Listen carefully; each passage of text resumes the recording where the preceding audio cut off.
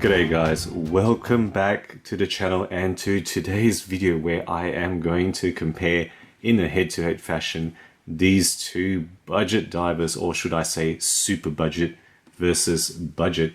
So what we have here is the Tevise T801A on the left, the super budget from GearBest and various other online retailers. You can find this $20 or less, right? Amazing, I guess, a price point, that they can put out an automatic at this price point versus an Invicta Pro diver, and in this case represented by this 89260B, this black gold jewel tone, really a classic homage, Invicta, arguably one of the best homages you can get under 100 USD. So this one realistically available for around the 70 US mark from various retailers, including Amazon. Check out the links, which I will put at the bottom of the video. This is a Chinese automatic. This one is a Japanese movement. I think ostensibly most likely made in China, but it's an American-owned company, so it's a bit of a mix-up, mash-up in terms of what this really is. But really Chinese-made with Japanese movement, I think is almost certainly what this origin is. One is almost purely a cosmetic piece, right? It's got a metal case, but really it's a base metal of some sort, I don't know, brass or something else. I'm not really sure. It's not 316L steel, based on various commentators and feedbacks that I've gotten. And it's really got a snap-on case back. It doesn't actually have a proper screw-in case back, and a 60 click bezel, right? It doesn't have 120 click. This one actually is a functional dive watch, right? 316L steel. Screw-in case back, of course, with this Invicta Pro divers, and screw-in crown, proper 200 meter manufacturer tested water resistance, and a very well implemented 120 click dive style bezel, unidirectional. Retail wise, again, you're talking about $20 versus about 70, about 3.5 times the price for the one on the right, the Invicta Pro diver, in its various iterations in the 40mm size, really. Okay, so let's just go through this. It's really, I guess, talking points that I'm going to bring out here. I don't think there's a doubt in anyone's mind which one should be better based on the description that I've given already. So caliber, right, this is the Chinese unified movement, okay, the Dongji movement. I don't know too much about it, but the performance, as far as I've gathered, is very variable. Sometimes the rotor doesn't work, sometimes it's dead out of the box, other times it's very accurate and reliable. So very variable performance, 17 joules versus the 24 joules of the Invicta, which is really the Seiko NH35A, very well-known movement and long track record of reliability and easy to regulate to accuracy as well. And this one, no doubt, you could regulate it if it was reliable, but reliability is in question. They're both 21600. I think there's no question that the Seiko movement is well-known, reliable, and something that you would trust in a watch. Whereas the Dongji movement, I'm not really sure. It's very variable. So I've given it the middle of the road 5 versus the Seiko NH35A 7 here. All right, design. Okay, now the design, of course, they are both homages of the Rolex. Really this one is a very close homage of the 16613 LN, the black bezel with the jewel tone. This one is a looser homage because of its size, but they're both kind of that black gold jewel tone. I think the design of the Invicta is, as a dive watch, is pretty good, right? It's a very solid bezel, right? Just hear that, tight, well fitted. Overall, it's got screw-in case back. It's got proper 200 meter water resistance. Admittedly, the loom is not great, but functionally, the design is all right. 7 is what I've given it before, and 7 is what I've given it here.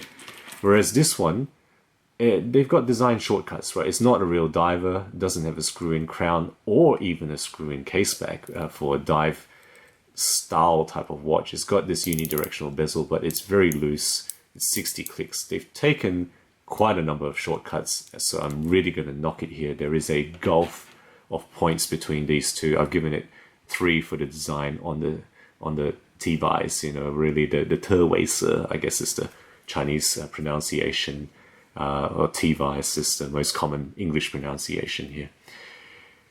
Quality, okay, right. I think Invicta, no doubt, right. It's really pretty good. You know, it's not fancy, but it is absolutely solid. You know, well finished. They've gone for the polish versus brush top, polished sides. You know, for what it is, for under $100, the finishing is pretty good. The quality is pretty good. It is actual 316L steel, even though I think the links may not be, or they're partially hollow. Certainly the end links are hollow. Like overall, it you know, you can't really expect much more for 70 US. It's really fantastic value. Whereas the Tevise, the Tevise, it falls short, right? It's not 316L steel. You've seen the shortcuts they've taken. It's got a shocking class, right? It's really not, you know, a very loose class, one of the loosest ones I've had. In fact, the other glide lock style one actually falls apart. You've seen that demonstrated in my earlier video. You know, so really quality-wise, it falls short. You could argue maybe even 3, you know, for what it is, right? The QC on the Cyclops as well, I've pointed this out before, is not centered.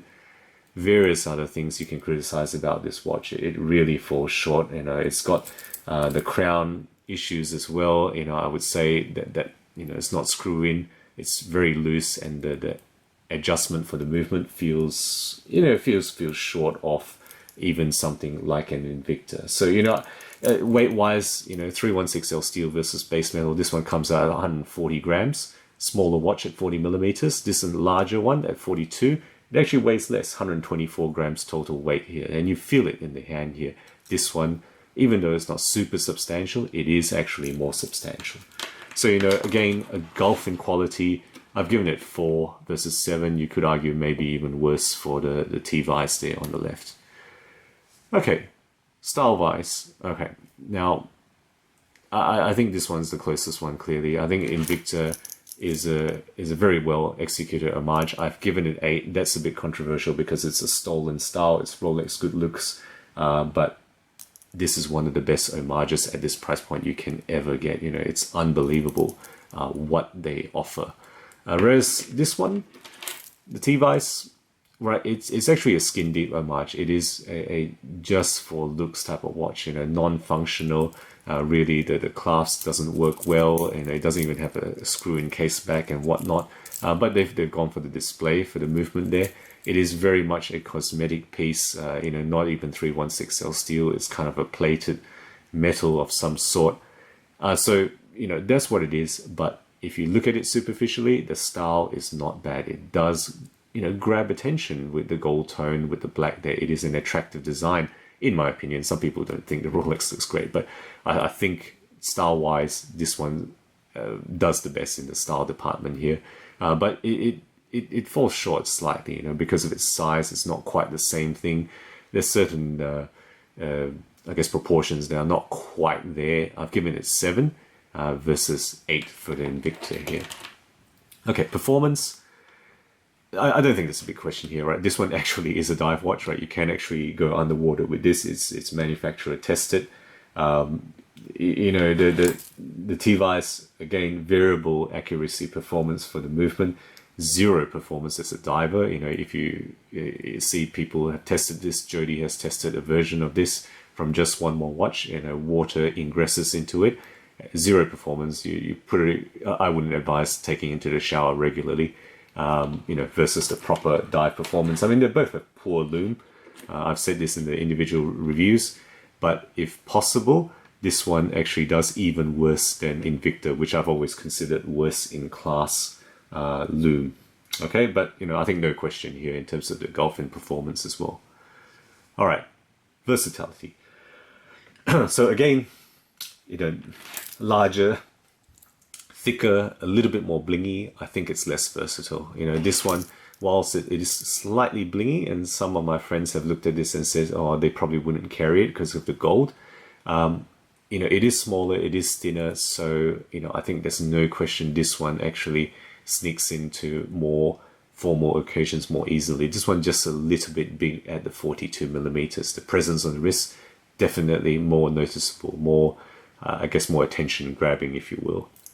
So I've given it 6 versus 8. This one's not too bad because the cosmetic finishing is not bad, but, you know, certainly I think the Invicta is better. Durability. Again, you know, I think there's no question, you know, as to what this is actually made of, right? They're both kind of mineral, glassy type of thing, but this one is actual steel, whereas this one, including the bracelet, is not proper steel. So, you know, it's going to be some form of inferior thing. They have to cut costs somewhere to put this out for $20, right? You can't expect them to totally go toe-to-toe with a product that's 3 or 4 times the price. So, you know, that's where it falls short. And then the movement kind of like feels more flimsy as well. As I take out the crown and adjust it, it's a little bit loose here. So, you know, I think again, there's no question that you gotta give the durability to the proper steel watch. What do you give it? You know, I guess that can be variable. I've given 7 to the Invicta in the past. I've chosen to give 5 to the Tevise on this occasion. Okay. Value, right. I think there's no question. I've spoken about Invicta before. I think what they give you for the price that you pay for this watch is incredible. The Japanese movement, the reliability, the finishing, the actual dive performance is rather incredible. And it's 9 out of 10 for me on this. It's very hard to beat Invicta for value for money. This one incredibly undercuts it in terms of pricing by a factor of a third or 3.5. Yet, you know, I don't think it should get 10 out of 10 because of the shortcuts it takes. You know, for $20, do you get a third of the watch? Maybe it's slightly better than the third, but, you know, it's not far off in terms of the fact that it really is a cosmetic finished piece. Doesn't actually function apart from the look and the movement telling the time. There's no waterproofness in this. So, you know, I've given it 9 out of 10 because it's incredible and almost unbelievable that you can get this for under $20 for an automatic movement in this finishing. But there is a bit of shortfall, so 9 out of 10. 9 out of 10 for both, really. You know, I think that they both represent a value proposition that is hard to believe for many people. Okay, brand-wise, what have I gone for? Okay, they're not fantastic. Okay, Invicta has its problems, right? But they are known quantity. You know, they have their issues. They have too many models, hundreds of models on their website, and their pricing strategy is a little bit questionable. You know, I think this one's listed for, if I'm not mistaken, about 295 USD or even more than that because it's gold tone. Even though realistically you're paying a fraction of that, people have criticized Invicta heavily for their type of NSRP listing on their site. This one, you know, who are these guys? Who's Tevise? Who's Tevise? I don't know. You know, they don't have their own company website. They list it in retailers online, so they're not a strong presence. So they're not really known. I can't give it any more than a 5. You know, they're getting, I guess, a bit of presence on those sites, you know, AliExpress and GearBest and even Amazon, but people don't really know who they are. So, you know, I have to knock off a few points for that. 5 versus 7 is what I've given for the brand. But again, a lot of these points are really just about pointing out the differences. You know, you can argue about the spread here. That's definitely a difference in almost all of the direct comparison categories here. XFactor, okay. This one's a bit controversial, right? I know, why would I give 8 for Invicta? In the past, I have given it 8. Well, I think it's because under $100, very difficult to beat. I think as a Rolex homage, Rolex Submariner homage, I have not come across better. It is really quite incredible. Japanese automatic and the finishing that you're getting. You know, even though all the good looks are stolen from Rolex, they've really done really an incredible job. This series is much loved and arguably the best series they have in Invicta. This one, well, it's middle of the road. I think they blow the mind. When I tell people this is $20, people their jaw drops sometimes. They can't believe it. Automatic and the way it looks, but it's skin deep. Look beyond the surface and you can see a whole bunch of problems with this. So I've given it a 6 out of 10. There's something to it, right? It does give you some experimental joy, if you will, on what you can get for the price, but go beyond the surface and that's it. The magic ends there. So, in total, I'm not going to read it out. Whatever you give the scores, I think no doubt you will have to score the Invicta higher. It is 3.5 times the price. This video is really just to point out what you are getting. You're not getting something that equates to the Pro Diver when you pay the $20 Tevise, however you pronounce it. The Invicta, certainly you're getting something more for, even though it's very cheap at $70, you're certainly getting a very different watch at this price point. So in summary, hopefully that's no big surprises and no big controversies here, right? The Invicta is superior in all direct comparison categories, as you might expect. Importantly, in the movement, in the quality, actual dive performance, and durability, it comes out on top. The Tevise essentially is a purely cosmetic piece. It's not a bad one, but look under the surface and there are big issues with the quality, with the finishing, really with the overall feel, even the fact that it's not actually 316L steel. The biggest strength is the price. It's the jaw-dropping price. But in the end, you gotta give the nod to the Invicta in this comparison. So guys, thank you for watching. If you enjoy my videos, do consider subscribing. I'm putting out new content weekly, always aiming to be objective and unbiased in all things horology. Thank you again for watching, and as always, I'll catch you next time.